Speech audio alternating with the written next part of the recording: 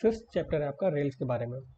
अब आपको रेल्स के बारे में तब तक पता चल ही गया होगा कि टॉप मोस्ट मेंबर होता है स्टील का, जो ट्रैक के सबसे टॉप मोस्ट पोर्शन में रहता है।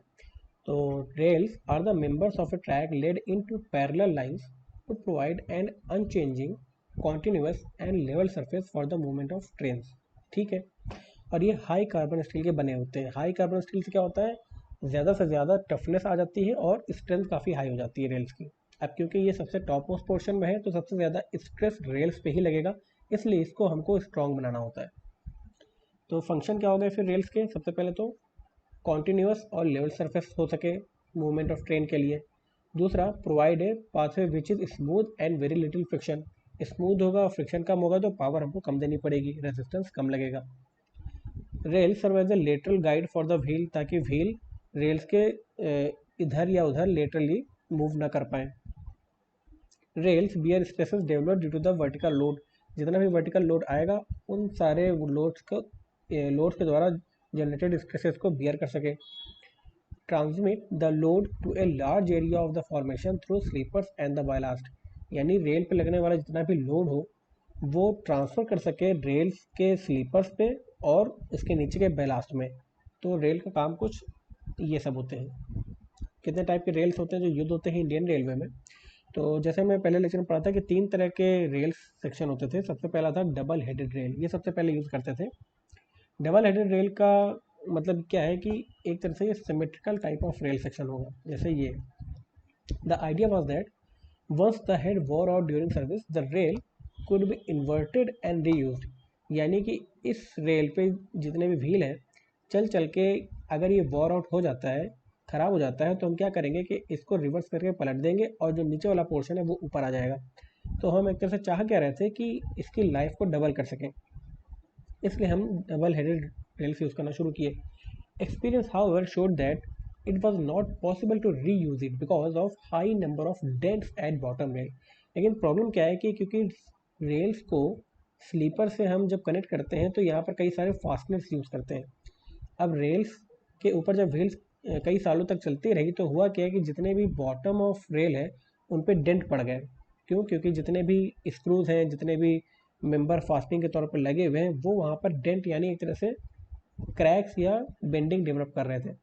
तो इसको जब हम पलट करके ऊपर लगाए तो भी इसके टॉप मोस्ट सरफेस स्मूथ नहीं रहा, काफ़ी डेंट्स मौजूद रह गए। तो इस तरह का एक्सपीरियंस फेस हुआ, तो इस तरह के डबल हेडेड रेल को बाद में डिस्कार्ड कर दिया गया। उसके बाद आया हमारा बुल हेडेड रेल। तो अब क्योंकि हम इसको एज ए रिवर्स यानी इसको हम पलट करके इस रेल को यूज़ नहीं कर रहे हैं, तो हम सोच रहे हैं कि क्यों ना इस रेल का हेड को ही बड़ा बना दें। तो बुल हेडेड रेल का कॉन्सेप्ट कुछ ये था कि जिस सेक्शन पे व्हील रन करने वाली है वहाँ पर हम ज़्यादा मेटल लगा सकें ताकि लाइफ टाइम बढ़ सके इस रेल सेक्शन की। लेकिन इसके साथ दिक्कत क्या है कि अब क्योंकि ये बुल हेडेड रेल है तो टॉप मोस्ट पोर्शन पर ज़्यादा मेटल लगा हुआ है, तो सेंटर ऑफ ग्रेविटी इस पूरे सेक्शन के थोड़े ऊपर है, कहीं यहाँ पर होगी, जिसकी वजह से इसके बहुत चांसेस हैं कि ये टॉपल करे, यानी अनस्टेबिलिटी बढ़ गई। और इसको स्टेबल रखने के लिए हमको नीचे काफ़ी ज़्यादा फास्टनर्स यूज़ करने पड़ गए ताकि ये फिक्स कर सके इसको स्लीपर के ऊपर। तो more metal in the head to better withstand the wear and tear, समझ गए। और major drawback was that chairs were required to fixing it to the sleeper. ठीक है, अब चेयर क्या है, काफ़ी महंगे होते हैं, सारे स्टील के मेंबर हैं और ये कम कम दूरी पर लगाने पड़ रहे हैं इसको स्टेबलाइज करने के लिए, इसलिए हमारा एडिशनल खर्चा बढ़ गया।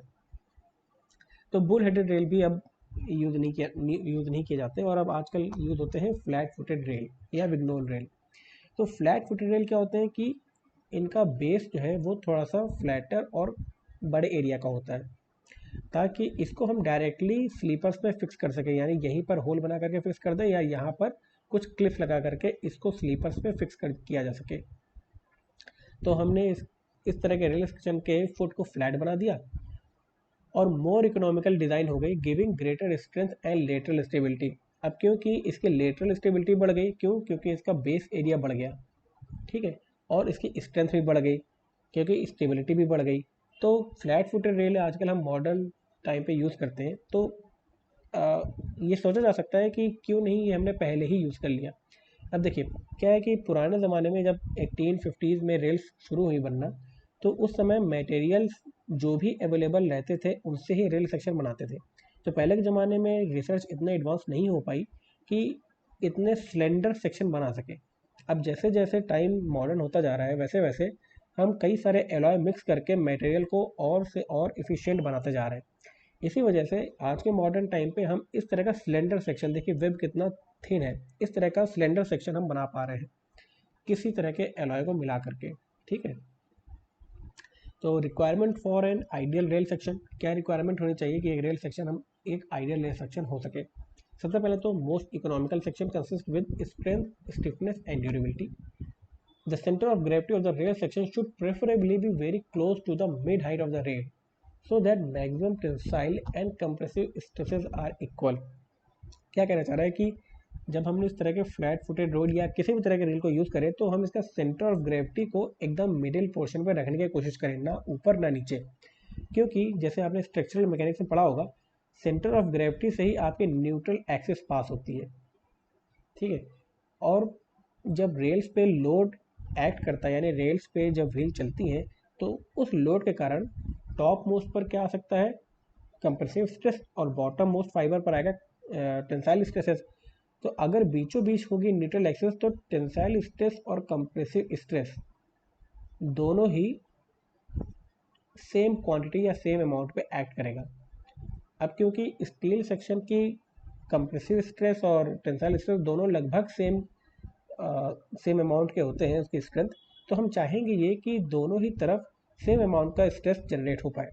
इसके लिए ज़रूरी है कि centre of gravity at the mid point पर हो। अगर ये सेंटर ऑफ ग्रेविटी ऊपर हो गई तो न्यूट्रल एक्सिस कहीं ऊपर होगा तो क्या होगा कि ऊपर तो कम स्ट्रेस जनरेट होगा और ये लीनियर डायरेक्शन पर नीचे काफ़ी ज़्यादा स्ट्रेस जनरेट हो जाएगा। तो इस कंडीशन में क्या है कि रेल फेल हो जाएगा बॉटम पे। ऐसी कंडीशन ना हो इसलिए हम चाहते हैं कि न्यूट्रल एक्सिस बीचों बीच हो। The head of the rail should have adequate depth to allow for the vertical wear, यानी हेड भी सफिशिएंट थिक होना चाहिए कि किसी भी तरह के वर्टिकल वियर जो आ रहे हैं टाइम टू टाइम उन सबको ये अलाउ कर सके। Head should also be sufficiently wide so as to achieve desired lateral stiffness. Lateral stiffness का मतलब क्या है कि बकलिंग ना हो। इसके लिए हम क्या चाहते हैं कि हेड हमारा सफिशिएंटली चौड़ा हो, सफिशिएंटली वाइड हो। The web should be sufficiently thick so as to withstand the stresses arising due to the load. जितना भी स्ट्रेस आ रहा है उसको सस्टेन करने के लिए जो वेब हो, यानी वेब पोर्शन क्या है, ये सफिशिएंट थिक होना चाहिए। अगर बहुत ज़्यादा ये पतला हो जाएगा तो क्या हो जाएगा, यहीं से बकलिंग हो जाएगी और ये ऐसे मुड़ जाएगा रेल सेक्शन। तो हमारे वेब को भी सफिशिएंटली थिक होना चाहिए। Foot should be wide enough to for stability against over turning, यानी जो फुट है उसका बेस एरिया इतना ज़्यादा हो कम से कम ताकि ये ओवर टर्निंग ना हो। ओवर टर्निंग मतलब ऐसे टॉपल ना करे। तो कौन कौन से स्टैंडर्ड रेल सेक्शन है जो इंडियन रेलवे यूज़ करता है, देखो इसको हम डेजिग्नेट करते हैं जैसे 60 kg, 52 kg, 90R, 75R, 60R, 50R, इस तरह के स्टैंडर्ड रेल सेक्शन है जो जनरली इंडियन रेलवे यूज़ करता है। 60 kg का मतलब क्या हुआ कि पर metre length of rail 60 kg उसका वेट होना चाहिए। ठीक है, 60 kg एफ। 90R का मतलब क्या हुआ कि पर यार्ड लेंथ जो वेट होना चाहिए रेल का वो 90 पाउंड्स 90 LB होना चाहिए। अब क्योंकि पहले के ज़माने पे तो फुट पाउंड सेकेंड यूनिट चला करती थी जब ब्रिटिश जितना भी एरा था, तो अब क्योंकि जैसे जैसे SI यूनिट पे हम लोग कन्वर्ट हो रहे हैं तो हम KG वाले फॉर्म यूज़ कर रहे हैं रेल के डिजिग्नेशन में। पहले 90R, 75R, 60R यूज़ हुआ करते थे क्योंकि फुट पाउंड सेकेंड वाली मेजरमेंट पद्धति चलती थी। लेंथ ऑफ रेल कितनी होती है, अब ये देखिए कि जितना ज़्यादा हम लंबी रेल बना सके उतना कम हमको जॉइंट्स रखना पड़ेगा। क्योंकि जितनी लंबी रेल होगी फिटिंग हमको उतनी कम करनी पड़ेगी। यहाँ पर जैसे हम फिश प्लेट लगाते हैं ना दो रेल को ज्वाइन करते समय, तो फिश प्लेट के नंबर्स कम हो जाएंगे और भी जितने भी फास्टनिंग करते हैं वो सारे फास्टनिंग और वेल्डिंग जितना भी करते हैं वो सारे कम हो जाएंगे अगर हम लंबी से लंबी रेल बना सके तो। ठीक है, the longer the rail lesser would be the number of joints and fittings required and lesser the cost of construction and maintenance भी हमको कम करना पड़ेगा क्योंकि फिश प्लेट्स कम है।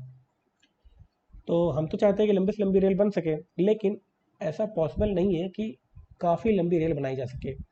प्रॉब्लम क्या आती है, सबसे पहले तो उसके ट्रांसपोर्टेशन में। लंबी रेल्स को ट्रांसपोर्ट करके साइट पर लाना कठिन होगा अगर जहाँ पर भी कर्व आते हैं, जहाँ पर भी मोड़ आते हैं। इसके अलावा लंबी रेल को मैन्युफैक्चर करना भी कठिन होता है। जितनी लंबी रेल होकर के निकलती जाएगी डुप्लेक्स प्रोसेस के थ्रू या किसी भी प्रोसेस के थ्रू, तो जितनी लंबी रेल होगी उसमें स्ट्रेसेस उतने ज़्यादा बनते जाएंगे। Difficulties in acquiring bigger expansion joint for long rails. अब क्या है कि आपको पता है कि डेल्टा एल होता है एल अल्फ़ा डेल्टा टी, पहले हमने पढ़ा है। जितनी लंबी हम रेल बनाएंगे चेंज इन लेंथ उतना ज़्यादा हो जाएगा, और चेंज इन लेंथ जितना ज़्यादा होगा हमको दो रेल्स के बीच के इस एक्सपेंशन जॉइंट को काफ़ी बड़ा बनाना पड़ जाएगा। अब हम एक्सपेंशन जॉइंट को इतना बड़ा तो नहीं बना सकते क्योंकि इसके ऊपर से व्हील ट्रैवल करने वाली है, तो एक लिमिटेशन आ गई कि हम अपने इस कैपिटल एल यानी लेंथ ऑफ रेल को भी बहुत ज़्यादा लार्ज नहीं रख सकते। ठीक है। Heavy internal thermal stresses in long rails. Long rail बनाते समय मैन्युफैक्चर करते समय थर्मल स्ट्रेसेस जनरेट हो जाते हैं, और लंबी रेल के साथ ये समस्या आ जाती है। तो ये कुछ कंस्ट्रेंट्स हैं जिसकी वजह से हम रेल्स को बहुत ज़्यादा लंबा नहीं बना सकते। तो generally broad gauge, metre gauge और नैरो गेज के लिए हम रेल लेंथ रखते हैं 13 मीटर, 12 मीटर और 12 मीटर। ठीक, यानी एक रेल की लेंथ होती है 12 मीटर या 13 मीटर के आसपास। रेल मैन्युफैक्चरिंग प्रोसेस कौन कौन से होते हैं? ओपन हर्थ प्रोसेस और duplex process. Objective point of view से आपको याद रखना है प्रोसेस का नाम क्या होता है। Causes of rail failure.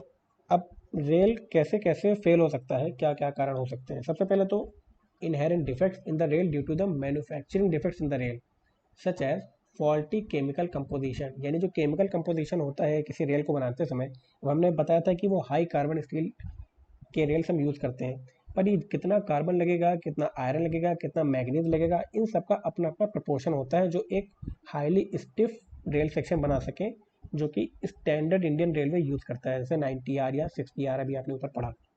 तो ये 60R या 90R या 60 kg रेल बनाने के लिए हमको डिफरेंट केमिकल कंपोजिशन यूज़ करने पड़ते हैं बनाते समय। अगर ये केमिकल कंपोजिशन फॉल्टी हो गए तो हम वो स्टैंडर्ड के रेल्स नहीं अचीव कर पाएंगे, तो ये एक डिफेक्ट आ जाएगा। दूसरा है defects due to the fault of rolling stock and abnormal traffic effects. ठीक है, रोलिंग स्टॉक है उसका फॉल्ट है, यानी जो व्हील फ्लैट्स आपने देखे थे फर्स्ट प्रेजेंटेशन में, व्हील फ्लैट है या फ्लेंजेस काफ़ी ज़्यादा नज़दीक हैं, तब क्या होगा कि वो रेल्स को टच करेंगे और रेल्स को ख़राब कर देंगे। Excessive corrosion of rail. ठीक है, बैडली मेंटेन्ड जॉइंट्स, जहाँ भी फिश प्लेट लगी हैं उनका मेंटेनेंस नहीं हो पा रहा है, और गैप उन दो रेल्स के बीच में काफ़ी बड़ा हो गया है, जैसे यहाँ एक फिश प्लेट लगी है और यहाँ एक फिश प्लेट लगी है दो रेल्स को जोड़ने के लिए। अब अगर ये फिश प्लेट लूज़ है, लूज़ होने की वजह से क्या है कि जब भी रेल इस पर ट्रैवल कर रही है तो यहाँ पर काफ़ी ज़्यादा वाइब्रेशन हो रहा है, तो इन रेल्स पर व्हील के कारण इम्पैक्ट पड़ेगा और ये वाले पोर्शन एंड जो है वो सैग कर जाएंगे, यहाँ पर डिफेक्ट आ जाएगा, यहाँ पर क्रैक्स हो जाएंगे। तो ये हो जाता है बैडली मेंटेन्ड जॉइंट्स के कारण। फिर है defects in welding of joint. अगर हमने वेल्डिंग ठीक से नहीं की तो वेल्डिंग टूट जाएगी। इम्प्रॉपर मेंटेनेंस ऑफ ट्रैक समझ में आता है। डीरेलमेंट, जब भी सपोज अगर ट्रेन पटरी से उतर जाती है तो जितने भी रेल या ट्रैक सेक्शन है वो सारे टूट जाते हैं, रेल्स मुड़ जाती हैं, उसको दोबारा ट्रैक में लगाना कठिन होता है। तो ये सारे फेलियर हैं रेल्स के। ठीक है, तो यहाँ पर रेल्स का चैप्टर नहीं खत्म होता है।